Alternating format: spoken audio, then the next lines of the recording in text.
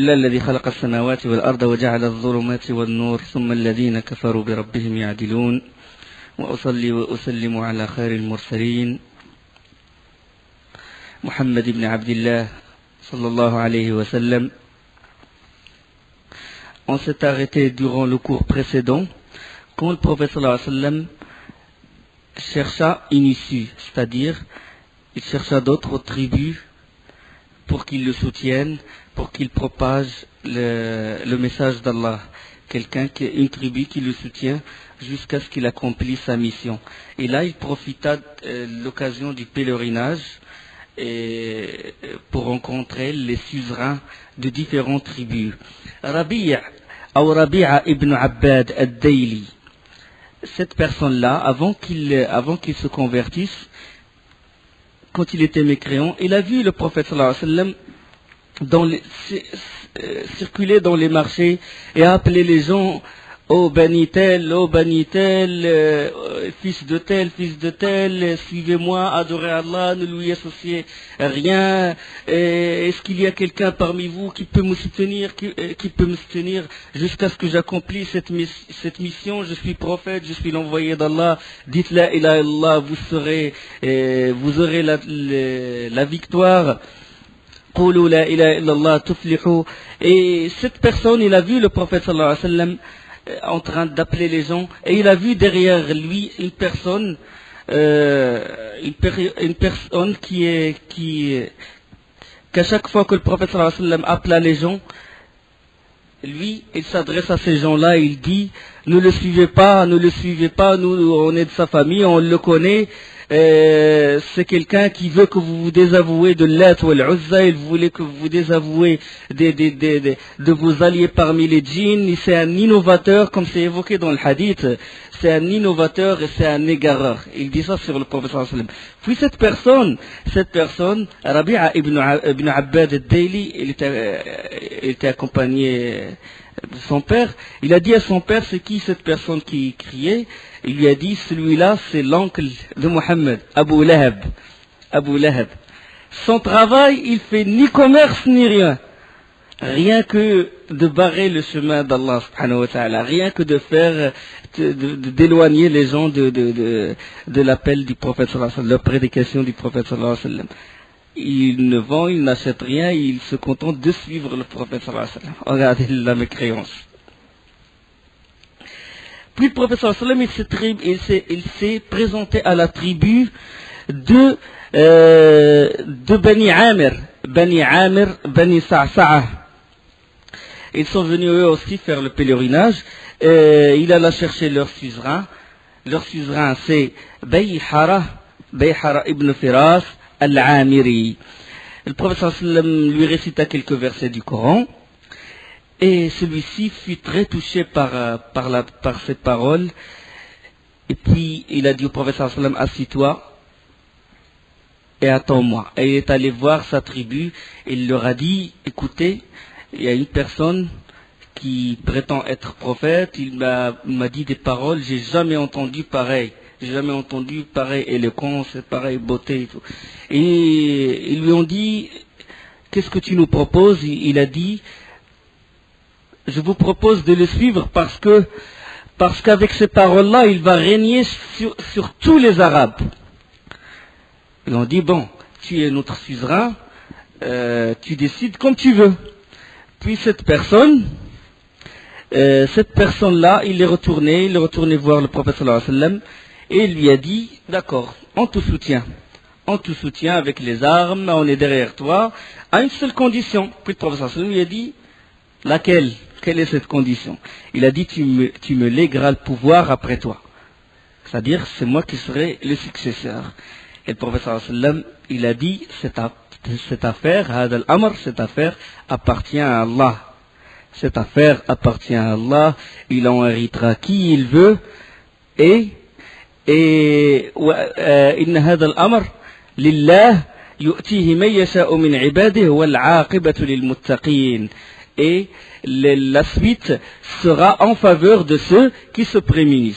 Cette affaire, il appartient à Allah. Il en fait hériter qui il veut, et la suite appartient à ceux qui craignent Allah, à ceux qui se prémunissent. Il a dit, oh Mohammed, on expose nos coups aux épées des Arabes. Et après, l'affaire, il appartiendra à autre que nous. Et une fois victorieux, le pouvoir sera légué à d'autres. Est-ce que tu vas me léguer ou tu vas pas me léguer le pouvoir? Et le prophète sallam ne cesse de répéter, Innal amra lillah, cette affaire, elle appartient à Allah. Il en hérite qui il veut parmi ses esclaves. Et la suite appartient à ceux qui se prémunissent. La personne, il a insisté, le prophète sallam toujours, il a répété les mêmes paroles. Et là, la personne, il a refusé d'assister le prophète sallallahu alayhi wa sallam et de le soutenir. Parce que son but c'était quoi? C'était pas se soumettre devant Allah et son prophète. Son but c'était quoi? C'est le pouvoir, c'est l'intérêt d'ici-bas. Et là, Bayhara, il refusa, revenu chez lui. Bon, il a retourné chez lui avec avec ses compagnons. Et là, chez lui, dans sa tribu, il y a une personne, une vieille personne, mais qui est très sage. Et cette personne-là, il est connu dans la tribu, il revient à lui à chaque fois quand ils veulent trancher dans une affaire, et il ne pouvait pas faire le pèlerinage. Alors il attend quand ils arrivent, il leur dit, qu'est-ce que vous avez vu, qu'avez-vous rencontré et tout, et eux, ils lui font le récit de leur voyage. Et après, bon, il leur posa la question. Ils lui ont dit, bon, on a vu ça. Et il a dit autre chose. Après, ils se sont rappelés qu'ils ont vu un tel, une personne qui s'appelle Mohammed et tout. Il prétend être prophète et tout. Il a dit, pourquoi vous l'avez pas suivi? Pourquoi vous l'avez pas suivi? Malheur sur vous. Pourquoi vous l'avez pas suivi? Est-ce que vous n'êtes pas au courant? Vous n'êtes pas au courant que c'est une époque d'un prophète? Et en plus, c'est un Ismaélite, il fait partie de Bani Ismaïl. Jamais un fils d'Ismaïl n'a prétendu être prophète. Ça veut dire quoi? Ça veut dire que c'est un prophète vrai, il faut le suivre. Mais eux, ils étaient sourds à ces arguments et ils ont fait échapper cette occasion d'être ansar du prophète sallallahu alayhi wa sallam. Ils n'ont pas suivi le conseil de ce vieil homme. Et le prophète sallallahu alayhi wa sallam continua de se faire connaître et d'exposer son message à tout homme de bonnes conditions, à tout chef de tribu. Parmi ces notables, c'est Suwayd ibn Samit. Suwayd ibn Samit, il faisait aussi le pèlerinage. Et le prophète sallallahu alayhi wa sallam l'a appelé, puisqu'il connaît, et il sait qu'il est célèbre dans sa tribu, et sa tribu, il l'appelle Al-Kamil. Il appelle Suwayd ibn Samit le complet, parce que c'est un très grand connaisseur de poèmes, de langue arabe, et il a une grande valeur, il est très respecté chez les siens. Le prophète sallallahu alayhi wa sallam s'adresse à lui, il dit, oh Suwayd, j'ai quelque chose à te dire. Est-ce que tu peux m'écouter? Et Suwayd, il a dit, je refuse. Directement. Je refuse de t'écouter. Pourquoi tu refuses de m'écouter? Parce que j'ai mieux. J'ai quelque chose de mieux à te dire. Sans écouter, il faut d'abord que tu écoutes pour juger. Est-ce que j'ai de meilleures paroles ou... Il a dit, non, j'ai mieux que de ce que tu as. Et le prophète sallallahu alayhi wa sallam n'a pas répondu, n'a pas répondu de la sorte, c'est-à-dire il lui a pas dit, il faut d'abord m'écouter pour juger. Non, il a dit alors montre-moi ce qui est mieux, cette meilleure parole que tu veux me faire écouter. Et alors là, Suwayd, il commença à lui réciter quelque chose. C'était les conseils de Luqman. Luqman à son fils, Luqman al-Hakim, le sage, hein? D'accord? Il avait un parchemin où sont écrits Nasa'ih, les recommandations de Luqman à son fils. On sait que Luqman est l'un des grands sages. Certains savants ils disent prophète, d'autres ils disent ce n'est pas un prophète. Et on sait que ces recommandations-là, ils sont une sunna pour nous, les musulmans. Et Allah subhanahu wa ta'ala a appelé une sourate complète, sourate Luqman. Suwayd ibn Samit, il avait un parchemin hérité de ses ancêtres et tout, ils ont gardé ce parchemin-là où il y a les bons conseils. Il a commencé à réciter. ce qu'il y a dans ce parchemin. Et le prophète sallallahu alayhi wa sallam, il est en train d'écouter. Mais ce qu'il avait dans ce parchemin-là, on sait que les recommandations de Luqman dans le Coran sont de deux sortes. Les recommandations, le nasa'ih, deux sortes. Une concerne Tawhid, l'unicité, l'aqida. Et l'autre, elle concerne l'akhlaq, les valeurs morales et tout. Hein? Ya bunayya, la tushrik billah. Hein? وإذ قال لقمان لابنه وهو يعظه يا بني لا تشرك بالله إن الشرك لظلم عظيم. Lors sermonnant son fils, Luqman disait: ô mon fils, ne donne pas d'associé à Allah, car l'association à Allah est vraiment une injustice énorme. Donc ça concerne Tawhid, l'unicité. Le premier conseil, regarde, comme la première da'wah de tous les prophètes, c'était appeler les gens à adorer Allah, premier ordre. Le premier interdit, se désavouer des idoles, se désavouer des associateurs. Donc, ça fait partie des conseils. Ya bunayya innaha in taku mithqala habbati min khardalin fatakun fi sakhratin aw fi as-samawati aw fi al-ard ya'ti biha Allah inna Allah latifun khabir. Ô mon enfant, fût-ce le poids d'un grain de moutarde au fond d'un rocher, ou dans les cieux, ou dans la terre, Allah le fera venir. Allah est infiniment doux et parfaitement connaisseur. Donc c'est des choses qui concernent Tawhid. Tawhid al-Rububiyyah, l'unicité de la Seigneurie. Comme quoi, un grain de moutarde dans un rocher, Allah subhanahu wa ta'ala, il le fait. Rien n'échappe à Allah subhanahu wa ta'ala. De même, l'unicité des noms et des attributs, ça veut dire qu'il est latif et qu'il est khabir. Tawhid. Et d'autres concernent l'akhlaq. La deuxième partie des conseils, il concerne les valeurs morales. ولا تصعر خدك للناس ولا تمشي في الأرض مرحا إن الله لا يحب كل مختال فخور. Et ne détourne pas ton visage des hommes et ne foule pas la terre avec arrogance, car Allah n'aime pas le présomptueux plein de glorioles. Sois modeste dans ta démarche et baisse ta voix. La plus infecte des voix est celle des ânes. Donc, c'est des conseils concernant les valeurs morales. Mais Suwayd ibn Samit, la partie qui concerne l'unicité, il l'avait pas. Il avait que les valeurs morales. Et puis le prophète sallam, bon, quand il a écouté ce qu'a dit Suwayd ibn Samit, il a dit: oui, c'est bien, c'est excellent, mais j'ai mieux. J'ai mieux. Et là, Suwayd s'est étonné la première fois que quelqu'un lui dit: j'ai meilleur que ces paroles-là. Et puis, il a dit: si tu as mieux, je t'écoute. Et puis, le prophète sallallahu alayhi wa sallam lui récita quelques versets du Coran. Et là, Suwayd ibn Samit, il a dit: ceci est excellent. Il a dit: ceci est excellent, mais après il se retira, sans qu'il dise je me soumets, sans prononcer la shahada, sans rien. Il a juste jugé que cette parole, que les versets du Coran qu'a récité le prophète sallallahu alayhi wa sallam, qu'elles sont excellentes. Mais plus tard, il embrassa l'islam. Il embrassa l'islam et il est mort avant l'immigration du prophète sallallahu alayhi wa sallam. Et ils ont dit dans des versions que c'est le Khazraj, la tribu de Khazraj, qui l'a tué au cours des conflits entre l'Aws et le Khazraj, les deux tribus rivales à Médine.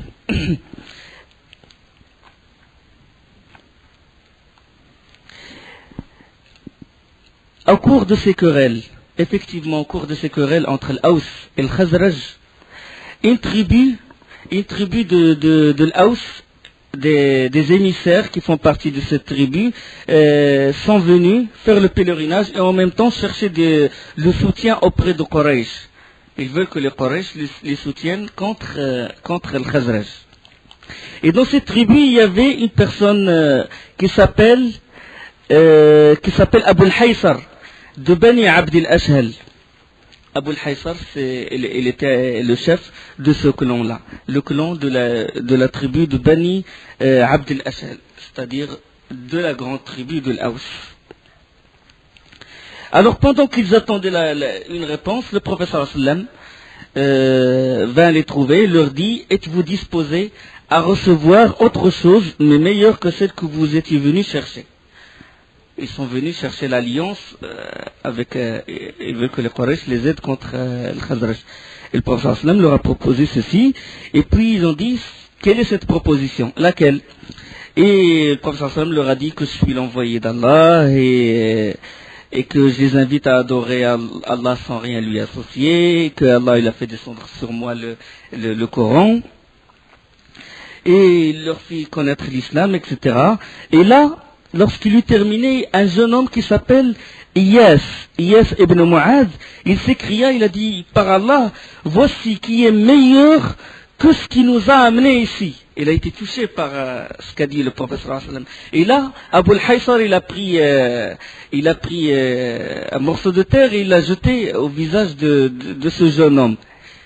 Il a dit non, nous on n'est pas venus pour ça. Nous, notre but c'était d'aller voir Quraysh, etc. Notre mission a été faite, ça y est. Et ils ont dit sur Iyas, malgré ça, c'est-à-dire il est resté convaincu par la parole du prophète sallallahu alayhi wa sallam. Et quand ils sont retournés à Médine, celui qui rapporte ce hadith-là, qui est rapporté par l'imam Ahmed, la personne, il s'appelle Mohammed ibn Labid, il a dit qu'il jugeait qu'il est mort musulman parce qu'avant sa mort, il ne s'arrêtait pas de dire La ilaha illallah, il dit Subhanallah, Alhamdulillah, il invoque Allah subhanahu wa ta'ala.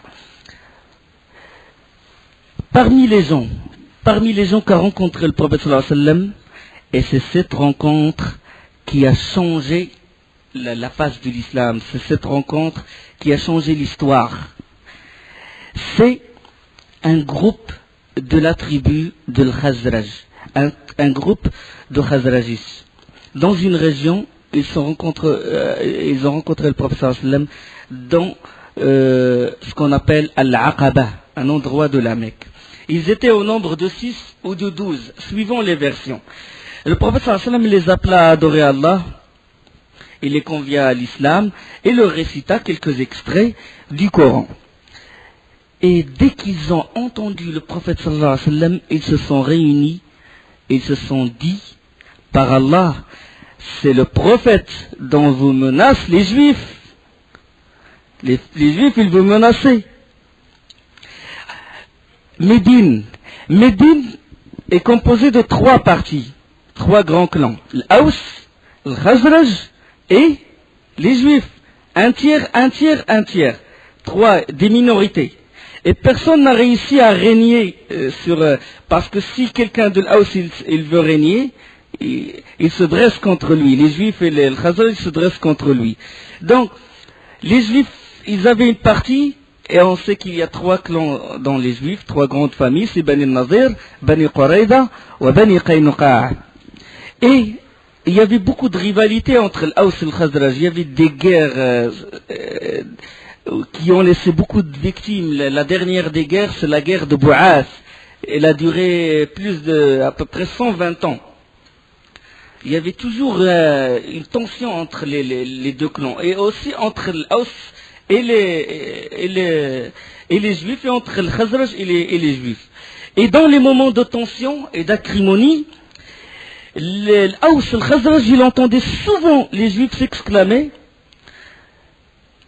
Ils disent, les temps, ils sont proches, maintenant où un prophète va venir. Par Allah, nous allons le suivre, et avec lui, nous vous exterminerons, comme ont été exterminés Ad et Eram. Le peuple de Ad et le peuple de Samoud, comment ils ont été.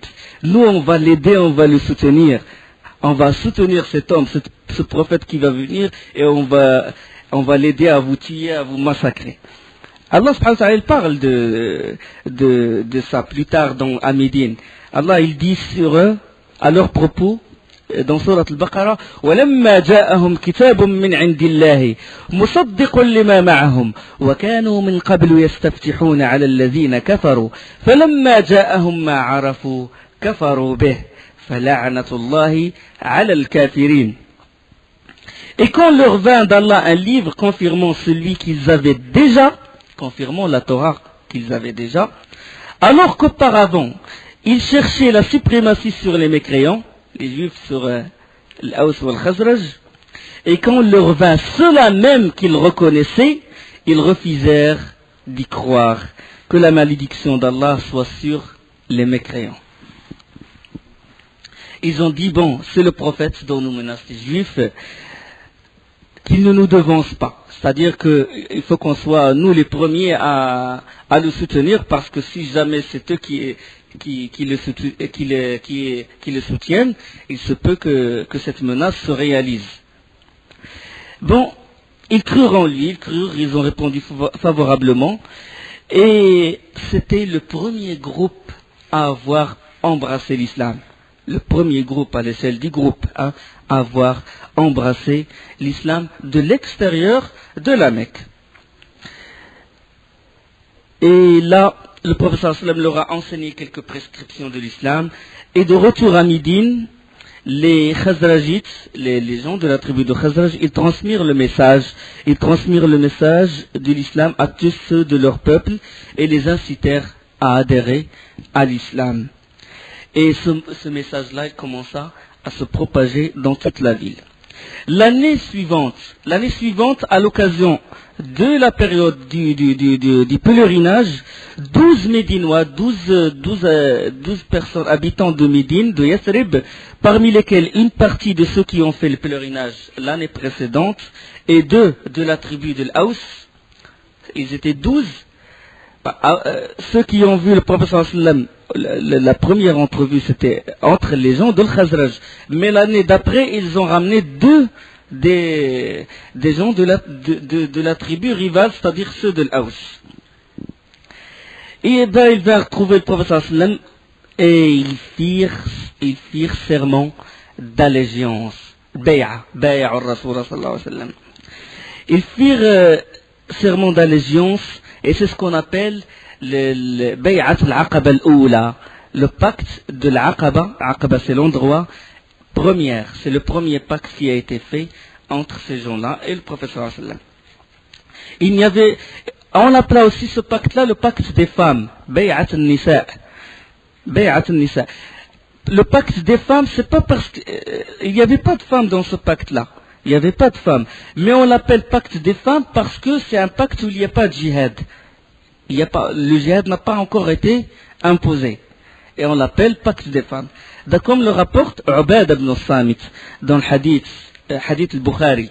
Ubad ibn Samit, il dit, j'étais avec ceux qui étaient présents dans Al-Aqaba. On était au nombre de 12, nous prêtâmes serment d'allégeance au prophète d'Allah, qui fut le serment des femmes, parce que ce serment a eu lieu avant que le djihad ne fût prescrit. Nous engageons à ne rien associer à Allah. Le pacte que fait en général le prophète avec les femmes, c'est qu'il ne doit pas associer à Allah, ils doivent adorer Allah sans rien lui associer, de l'obéir dans la vérité, de ne pas commettre d'actes, de ne pas propager la médisance, de ne pas commettre la fornication, des choses comme ça. Donc, ils ont fait ce pacte-là, et lorsqu'ils reprirent chemin vers Yathrib c'est Médine, le prophète sallallahu alayhi wa sallam envoya avec eux Mus'ab ibn Umayr, radiyallahu anhu. Il fut le premier ambassadeur envoyé à Médine, le premier ambassadeur du prophète sallallahu alayhi wa sallam, le premier ambassadeur en islam. Il fut hébergé par As'ad ibn Zurara, radiyallahu anhu. As'ad ibn Zurara, il fait partie de la tribu de l'Khazraj. Et Mus'ab, il devait également diriger la prière, car bien qu'ils fussent tous des musulmans, ni les Aws, ni les Khazraj ne pouvaient se faire l'idée d'accorder la présence à un membre de l'autre tribu. C'est-à-dire, c'est bien que quelqu'un de l'extérieur fasse l'imam. Et alors là, quand les musulmans de Médine commencèrent à affluer chez Mus'ab ibn Umayr, Sa'd ibn Mu'adh et Usayd ibn Hudayr sont deux chefs de Bani al-Ashal, de l'Khazraj. Et ils étaient encore polythéistes, Sa'd ibn Mu'adh et Usayd ibn Hudayr. Alors, un jour, quand Mus'ab ibn Umayr en compagnie de As'ad ibn Zurara, conversait avec un groupe de musulmans dans un jardin. Saad ibn Mu'ad, il était irrité par cette affluence des gens qui viennent voir Mus'ab ibn Umayr et des nouveaux convertis. Ils étaient irrités par ça. Et donc ils veulent mettre un terme à de tels agissements. Et Saad ibn Mu'ad, il s'adressa à Usayd ibn Hudayr avec ces mots. Il a dit, va trouver ces gens-là et chasse-les. Faut pas tu leur dis qu'il ne faut pas qu'ils restent ici, qu'il ne faut pas qu'ils influencent nos faibles, et essaie de les chasser. Parce que moi, j'ai un lien de parenté avec As'ad ibn Zurara, et puisqu'il est le neveu de ma mère, je ne peux rien contre lui. C'est-à-dire, il vaut mieux, il s'adresse à Usayd ibn Hudayr, lui dit, il vaut mieux que toi, tu vas chez eux et tu essaies de les persuader de ne pas continuer ce qu'ils sont en train de faire. Et Usayd, il prit sa lance et se rendit vers le groupe. Et quand As'ad ibn Zurara l'a vu, il s'adressa à Mus'ab ibn Umayr, lui a dit, cette personne, c'est le chef de son clan. Donc, essaie d'être véridique et essaie d'être éloquent et tout pour l'attirer. S'il rentre en islam, ce serait un triomphe. Et alors là, Usayd ibn Hudayr, quand il vint à eux, il avait la lance, il la pointa par terre, et il avait un visage qui laisse exprimer une certaine haine, qu'il était farouche, mais Mus'ab était calme, il l'écoutait. Et puis là, Usayd ibn Hudayr, il a dit, pourquoi venez-vous ici? Qu'est-ce que vous faites chez nous? Partez d'ici si vous tenez à la vie. Il les a menacés. Et Mus'ab le regardait, il dit posément, il a dit, veux-tu t'asseoir et écouter ce que j'ai à te dire. Ensuite, si mon discours te plaît, accepte-le, sinon nous satisferons ton désir. En fais ce que tu veux. Il a dit, c'est équitable, répliqua Usayd. C'est juste, d'accord. Si ça me plaît, tant mieux. Si ça ne me plaît pas, vous dégagez. Et Mus'ab lui parla de l'islam, il lui récita quelques versets du Coran. Et là, l'expression de Usayd, elle changea à tel point que ceux qui étaient présents, ceux qui étaient autour de lui, ils pourraient voir l'islam en son visage. C'est-à-dire, il était éclairci, il avait une lumière dans son visage. Avant qu'il prononce la shahada, il dégagea une sérénité dans son visage. Et puis il a dit que ces paroles sont excellentes, elles sont belles. Puis ils sont qui? Il dit, que faut-il faire pour embrasser cette religion? Et lui ont dit, bon, tu te laves, tu nettoies tes vêtements, tu prononces l'attestation de vérité, shahada, et puis tu fais 2 rak'at. Et là tu rentres en islam. Bon, après il déclara, il a dit, derrière moi, il y a un homme. Il désigne Saad ibn Mu'ad. Il a dit, si cette personne vous suivez, alors il serait suivi par toute sa tribu. Il a dit, je vais l'appeler et je vais le ramener. Il reprit sa lance et retourna auprès des hommes de son clan. Et quand Saad l'a vu, il a dit, je jure par Dieu que Usayd, il est venu avec un visage différent du visage avec lequel il est parti. Et puis il lui a posé la question, il a dit, qu'as-tu fait? Il a dit, j'ai parlé aux 2 hommes, et par Allah, je n'ai trouvé en eux rien de mauvais. Mais je leur ai interdit de continuer, ils m'ont répondu, nous ferons comme tu désires. Et puis Saad ibn Mu'ad, il n'était pas satisfait, il est parti les voir. C'est ce que voulait vraiment Usayd. La même chose, il est allé, il pointa sa lance, dégagé d'ici, etc. Et puis Mus'ab, avec sérénité et avec calme, il lui récita le Coran et tout, son visage il changea lui aussi, et il a embrassé l'islam. 2 des chefs du clan ont embrassé l'islam. Directement après, Saad ibn Mu'ad, quand il s'est lavé, il a nettoyé ses vêtements, il a prononcé la shahada, il est retourné chez les siens, chez sa tribu. Et il leur déclara, leur lança, quelle est ma place chez vous? C'est-à-dire, quel est mon rang? Ils lui ont dit que tu es notre chef et que c'est à toi que tu es notre juge et notre suzerain. Et là, il a dit, je le jure, de ne vous adresser la parole, ni à vous, ni à vos femmes, et que personne ne me parle, sauf si vous rentrez en islam. Et là, tout le clan s'est converti à l'islam.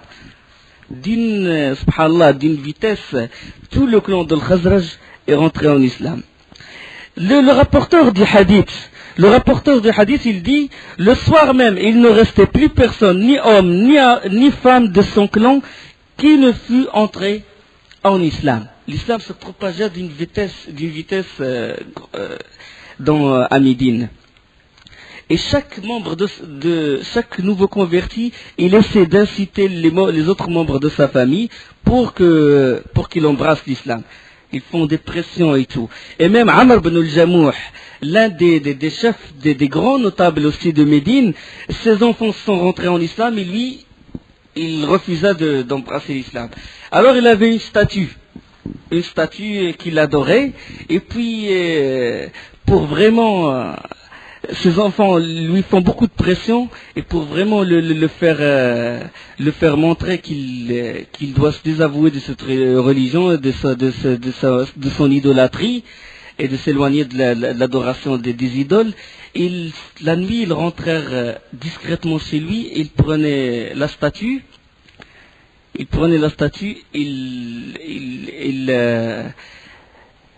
mettaient sur cette statue toutes les saletés et tout, ils barbouillaient toute la statue des saletés, ils la remettaient à sa place. Et le lendemain, quand il se réveille, il trouve la statue pleine de saletés et tout, et puis...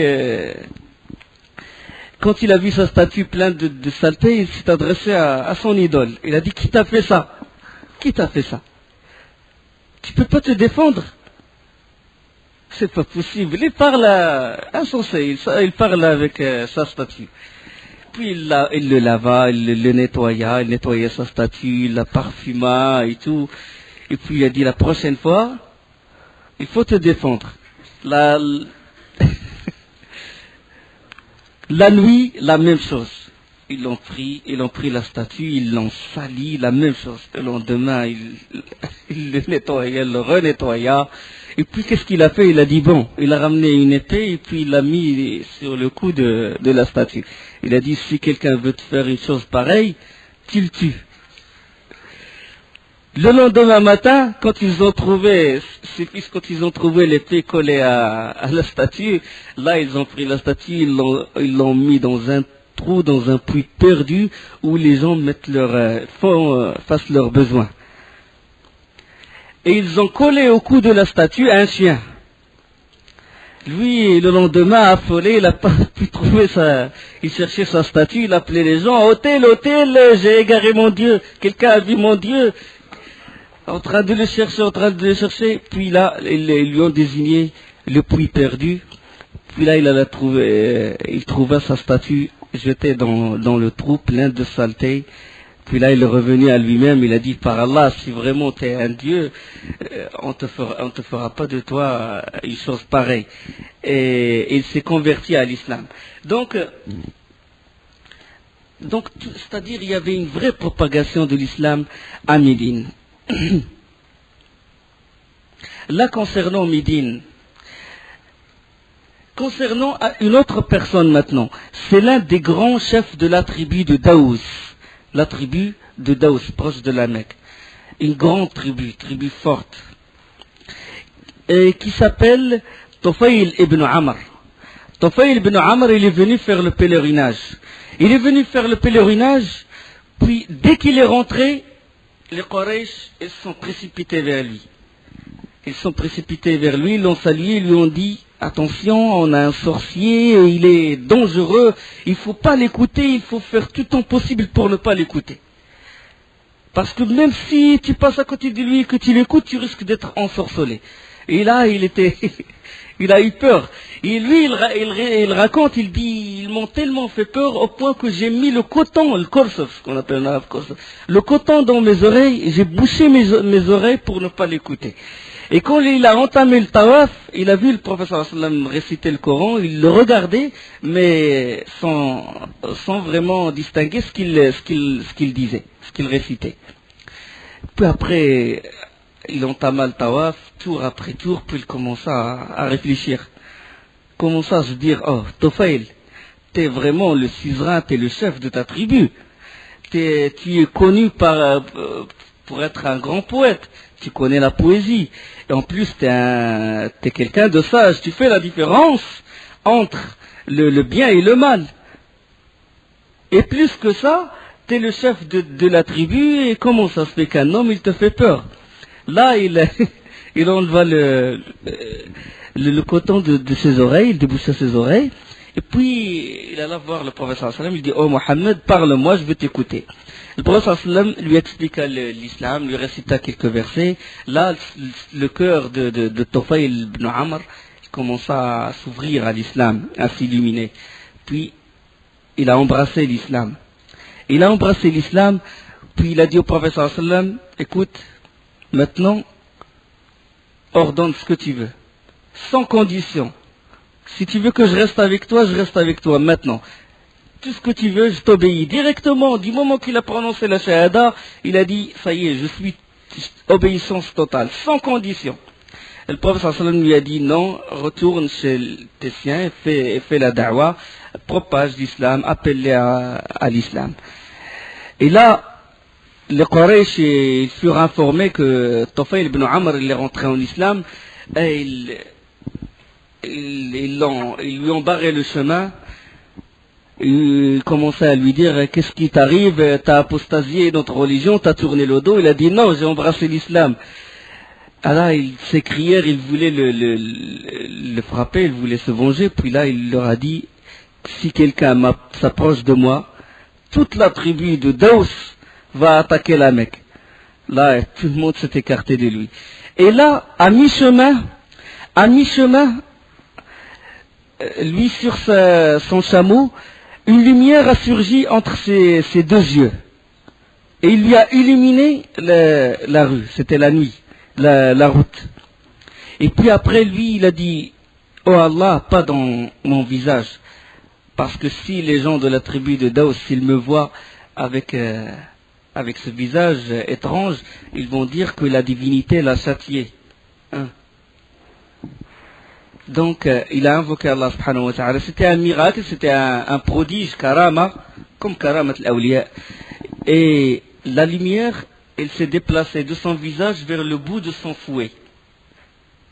Et il illumina sa route, jusqu'à ce qu'il arriva chez les siens. Et là, il est rentré chez sa femme, ses enfants et tout. Et il leur a dit, que mon visage ne rencontre pas votre visage, que je ne vous adresse pas la parole, sauf pour une condition, que vous suivez le prophète sallallahu alayhi wa sallam et que vous rentrez en islam. C'est quoi le prophète, c'est quoi Mohammed, c'est quoi l'islam? Il leur a expliqué. Et commença à propager l'islam dans la tribu de Daous, et toute la tribu de Daous est entrée en islam. Et il alla voir le prophète sallallahu alayhi wa sallam c'est après l'émigration, après les hijras. L'islam se répandit à Médine. Et là, les gens commencent à se dire, jusqu'à quand on va laisser le prophète sallallahu alayhi wa sallam subir le mal de Quraysh? Et alors, l'année qui est venue après, c'est-à-dire l'année avant l'hijra, avant l'émigration, et durant la période du pèlerinage, ils envoyèrent une délégation de 73 personnes, 73 hommes et 2 femmes, pour rencontrer le prophète sallallahu alayhi wa sallam. Alors, leur voyage vers la Mecque, il s'était accompli avec une caravane sur laquelle il y a un mélange. Il y avait les musulmans, les 73, avec les 2 femmes, et les mécréants. Et des mécréants de Médine. Ils étaient mélangés. Parce que les mécréants, c'est que les mécréants ils font le hajj, ils font le pèlerinage, ils font la umrah et le pèlerinage. parce qu'il y avait les rites du pèlerinage avant la venue du prophète sallallahu alayhi wa sallam. Et alors là, à la Mecque, la délégation des musulmans, elle envoya 2 hommes. Cette délégation de 73, elle envoyait 2 hommes, 2 représentants, à la rencontre du prophète sallallahu alayhi wa sallam. Elle envoya al-Bara ibn Ma'rour et elle envoya Ka'b ibn Malik. Ka'b ibn Malik. Chercher le prophète sallallahu alayhi wa sallam. Et fixer, bien entendu, un rendez-vous avec lui à un endroit tel, à l'heure telle, etc. Et ils s'adressèrent à un Mecquois. Ils ne connaissaient pas le prophète sallallahu alayhi wa sallam de vue. Et le Mecquois, il leur a dit, vous voyez telle personne, vous connaissez l'Abbas? Ils ont dit oui, parce que l'Abbas, il faisait des voyages à Médine. Et on dit, la personne qui est avec l'Abbas, c'est votre homme. Et là, ils sont allés voir le prophète sallallahu alayhi wa sallam et l'ont salué et sont assis à côté du prophète sallallahu alayhi wa sallam. Et le prophète, comme d'habitude, leur posa la question qui ils sont et de quelle tribu, etc. Et la personne, il a répondu, je suis le Bara ibn Ma'rour. Et l'autre, il a dit, je suis Ka'b ibn Malik.